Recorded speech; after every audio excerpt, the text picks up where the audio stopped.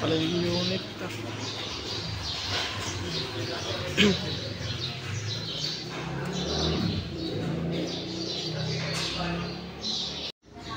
Ayan, good morning mga ka-automatic for life.